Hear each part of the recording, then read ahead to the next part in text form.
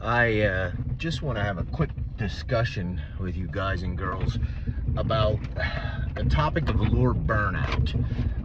And I would sooner call it lure habituation. I've seen this phenomenon on trail cam many times.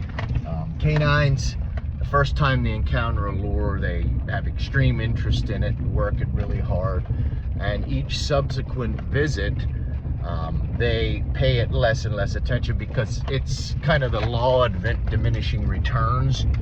There's really no reward, so they don't really pay it nearly as much attention as the first time they encounter it.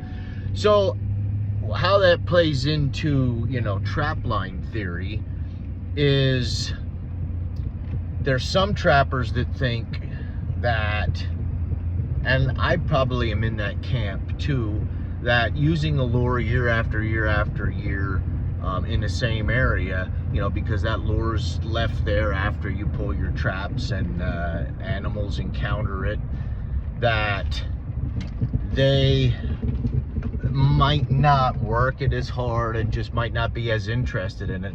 So there's some trappers that will from season to season alternate lures. Let's, for example, say you'd use my ring burner and body count one year, then the next year maybe you could alternate that to wreaking havoc and reckless abandon. That's one louder lure and another milder lure. I usually use the louder lure in the upwind set and the milder lure downwind.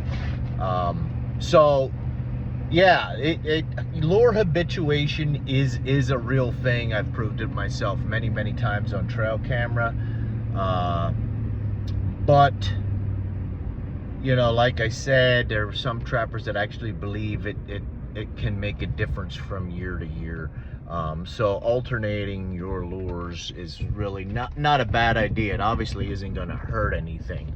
Now, this will be part one of a reel, but I'm going to do a part two here and discuss another factor, how that plays into